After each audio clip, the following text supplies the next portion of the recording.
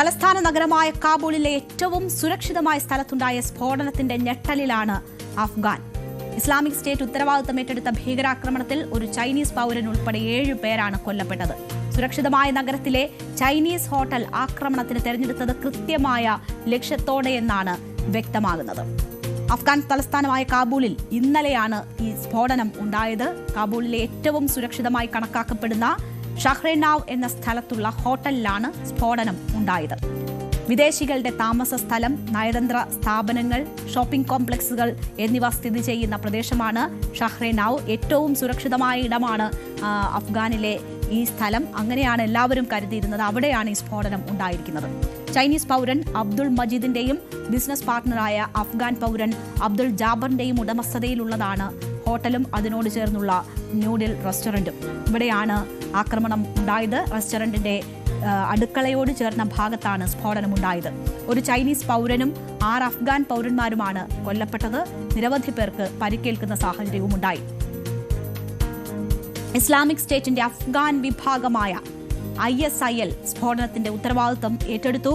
ചാവേറാണ് സ്ഫോടനം നടത്തിയതെന്ന് ISIL അവകാശപ്പെട്ടു. ചൈനീസ് പൗരന്മാരാണ് ലക്ഷ്യമെന്നും ചൈനയിൽ ഉയ്ഗുർ വിഭാഗത്തിനെതിരെ നടക്കുന്ന മനുഷ്യത്വരഹിതമായ ആക്രമണങ്ങൾക്കുള്ള മറുപടിയാണ് സ്ഫോടനമെന്നും ISILന്റെ അമാഖ് ന്യൂസ് ഏജൻസി വ്യക്തമാക്കി.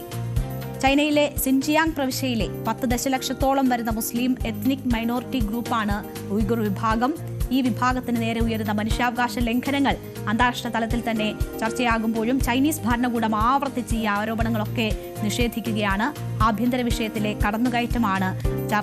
കടന്നുകയറ്റമായാണ് ചൈന ഈ വിഷയത്തെ ചിത്രീകരിക്കുന്നത്. ഈ സാഹചര്യത്തിലാണ് ഇതിനെതിരെയുള്ള സന്ദേശമാണ് ഈ ആക്രമണം എന്ന ഒരു അവകാശവാദം ISILന്റെ ഭാഗത്ത് നിന്ന് ഉണ്ടാകുന്നത്. 2021 US പിൻവാങ്ങിയ ശേഷം യുദ്ധം തകർത്ത അഫ്ഗാന്റെ നിയന്ത്രണം അവിടെ താലിബാൻ ഏറ്റെടുത്തിരുന്നു. രാജ്യത്തിന്റെ സുരക്ഷ പുനഃസ്ഥാപിക്കും എന്നായിരുന്നു അവരുടെ പ്രഖ്യാപനം. താലിബാൻ അധികാരത്തിലെത്തിയതിനു ശേഷം കാബൂളിലും അഫ്ഗാനിലെ മറ്റ് ഭാഗങ്ങളിലും സ്ഫോടനങ്ങളുടെ എണ്ണം കുറഞ്ഞിരുന്നു എന്നതൊരു യാഥാർത്ഥ്യമാണ്. എന്നാൽ ഇസ്ലാമിക് സ്റ്റേറ്റിന്റെ അനുബന്ധ സംഘടനകൾ രാജ്യത്തുടനീളം ഒറ്റപ്പെട്ട ആക്രമണങ്ങൾ നടത്തുന്നുണ്ട്. അതിപ്പോഴും തുടരുന്നു എന്നതാണ് ഈ ആക്രമണം ചൂണ്ടിക്കാട്ടുന്നത്. 2025 അഫ്ഗാൻ 2 ചാവേർ ആക്രമണങ്ങൾക്ക് സാക്ഷിയായിട്ടുണ്ട്. ഫെബ്രുവരിയിൽ കാബൂളിലെ നഗരവികസന ഭവന നിർമ്മാണ മന്ത്രാലയത്തിലേക്ക് പ്രവേശിക്കാൻ ആക്രമണകാരി ശ്രമിച്ചപ്പോൾ ഒരാൾ കൊല്ലപ്പെടുകയും 3 പേർക്ക് പരിക്കേൽക്കുകയും ചെയ്യുന്ന ഒരു സാഹചര്യമുണ്ടായി.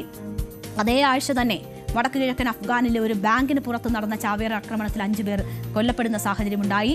2021 മുതൽ ആക്രമണം കുറഞ്ഞുവെങ്കിലും ഇസ്ലാമിക് സ്റ്റേറ്റ് ഒരു സ്ഥിരമായ സുരക്ഷാ ഭീഷണി അഫ്ഗാനെ സംബന്ധിച്ച് ഉയർത്തിക്കൊണ്ടിരിക്കുകയാണ്. ഈ ഗ്രൂപ്പ് മുൻപ് താലിബാൻ ഉദ്യോഗസ്ഥരെയും വിദേശ നയതന്ത്ര ഉദ്യോഗസ്ഥരെയും സാധാരണക്കാരെയും ഒക്കെ ലക്ഷ്യമിട്ട് ആക്രമണങ്ങൾ നടത്തിയിട്ടുണ്ട്. അതിന്റെ തുടർച്ചയാണ് ഇപ്പോൾ ചൈനീസ് പൗരന്മാരെ ലക്ഷ്യമിട്ടുള്ള ഈ ആക്രമണത്തിൽ വരെ എത്തി നിൽക്കുന്നത്. എന്തുകൊണ്ടാണ് ചൈനീസ് റെസ്റ്റോറന്റ് ലക്ഷ്യമിട്ടുകൊണ്ട് ഇങ്ങനെ ഒരു ആക്രമണം നടന്നത്? ഉയ്ഗുർ വിഭാഗത്തിന് നേരെ നടക്കുന്ന ആക്രമണങ്ങൾ കാരണമായി ചൂണ്ടിക്കാട്ടുമ്പോഴും ചൈനീസ് പൗരന്മാരെ ലക്ഷ്യം വെക്കാൻ മറ്റ് ചില കാരണങ്ങൾ കൂടി ഉണ്ട് എന്നതാണ് കരുതപ്പെടുന്നത്. 2022 ചൈനീസ് പൗരന്മാർ താമസിക്കുന്ന കാബൂളിലെ ഒരു ഹോട്ടലിൽ ഇസ്ലാമിക് സ്റ്റേറ്റ് ആക്രമണം നടത്തിയിരുന്നു. ആ സംഭവം രാജ്യത്തെ ചൈനീസ് പൗരന്മാരുടെ സുരക്ഷയെക്കുറിച്ച് തന്നെ വലിയ ആശങ്ക ഉയർത്തിയിരുന്നതാണ്. 2021 താലിബാൻ അധികാരത്തിൽ തിരിച്ചെത്തിയതിനു ശേഷം ഗ്രൂപ്പിന്റെ ഏറ്റവും പ്രധാനപ്പെട്ട അന്താരാഷ്ട്ര പങ്കാളികളിൽ ഒന്നായി ചൈന ഉയർന്നു വന്നിട്ടുണ്ട്. താലിബാനുമായി നയതന്ത്ര ബന്ധം പുനഃസ്ഥാപിച്ച ആദ്യത്തെ രാജ്യമാണ് ചൈന. ഖനന മേഖലയിൽ അഫ്ഗാനിസ്ഥാനുമായി ചൈന നിരവധി സാമ്പത്തിക കരാറുകളിൽ ഒപ്പുവെച്ചിട്ടുണ്ട്. ഏകദേശം $1 ട്രില്യൺ വിലമതിക്കുന്ന അഫ്ഗാന്റെ ധാതു വിഭവങ്ങളിലേക്ക് പ്രവേശനം തേടുകയാണ് ചൈന. 100 കണക്കിന് ചൈനീസ് പൗരന്മാർ ഇപ്പോൾ അഫ്ഗാനിസ്ഥാനിൽ വ്യാപാരികളായും നിക്ഷേപകരായും എഞ്ചിനീയർമാരായും സാങ്കേതിക വിദഗ്ധരായും ഉപദേഷ്ടാക്കളായും ഒക്കെ പ്രവർത്തിക്കുന്ന ഒരു സാഹചര്യം കൂടിയുണ്ട്. സുരക്ഷാ ആശങ്കകൾക്കിടയിലും 2021 മുതൽ ചൈനീസ് ബിസിനസ് സന്ദർശകർ രാജ്യത്തിലേക്ക് കൂടുതലായി യാത്ര ചെയ്യുന്ന സാഹചര്യമുണ്ട്. ചൈന താലിബാൻ സർക്കാരിന് സാമ്പത്തിക സഹായം നൽകുകയും വാണിജ്യ വസ്തുക്കളുടെ താരിഫ് ഇളവുകൾക്ക് അർഹതയുള്ള രാജ്യങ്ങളുടെ പട്ടികയിൽ അഫ്ഗാനിസ്ഥാനെ ഉൾപ്പെടുത്തുകയും ഒക്കെ ചെയ്തിട്ടുണ്ട്. ഈ രീതിയിൽ ചൈനീസ്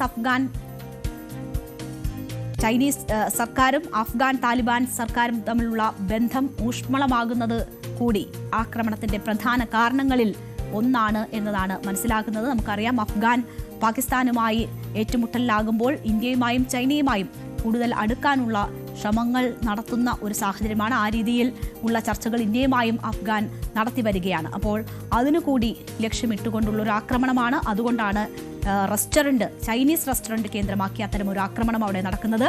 പാകിസ്ഥാനുമായി സംഘർഷം നിലനിൽക്കുമ്പോഴാണ് ഇസ്ലാമിക് സ്റ്റേറ്റിന്റെ ആക്രമണം തന്ത്രപ്രധാന മേഖലയിൽ നേരിടുന്നത് അഫ്ഗാൻ. ഇത് അഫ്ഗാനെ ഞെട്ടിച്ചിട്ടുണ്ട്. ചൈനീസ് റെസ്റ്റോറന്റിൽ നടന്ന ബോംബ് സ്ഫോടനത്തെ പാകിസ്ഥാൻ പ്രസിഡന്റ് ആസിഫ് അലി സർദാരി ശക്തമായി അപലപിച്ചെങ്കിലും അഫ്ഗാനിലെ താലിബാൻ സർക്കാർ വെടിനിർത്തൽ കരാറുകൾ പാലിക്കുന്നതിൽ പരാജയപ്പെട്ടുവെന്നും അഫ്ഗാൻ മണ്ണ് ഭീകരതയുടെ കയറ്റുമതിക്കായി ഉപയോഗിക്കുന്നത് തടയാനുള്ള ബാധ്യത പാലിക്കപ്പെടുന്നില്ല എന്നുള്ള കുറ്റപ്പെടുത്തലും സർദാരിയുടെ ഭാഗത്തു നിന്ന് ഉണ്ടായി. കഴിഞ്ഞ കുറച്ച് മാസങ്ങളായി പാകിസ്ഥാനും അഫ്ഗാനിസ്ഥാനും തമ്മിലുള്ള ബന്ധം വഷളായിരുന്നു. ഒക്ടോബറിൽ അതിർത്തി കടന്നുള്ള ഏറ്റുമുട്ടലുകളിൽ നിരവധി പേർ കൊല്ലപ്പെട്ടതിനെ തുടർന്ന് യുദ്ധസമാനമായ സാഹചര്യത്തിലേക്ക് പോലും കാര്യങ്ങൾ എത്തിയിരുന്നതാണ്.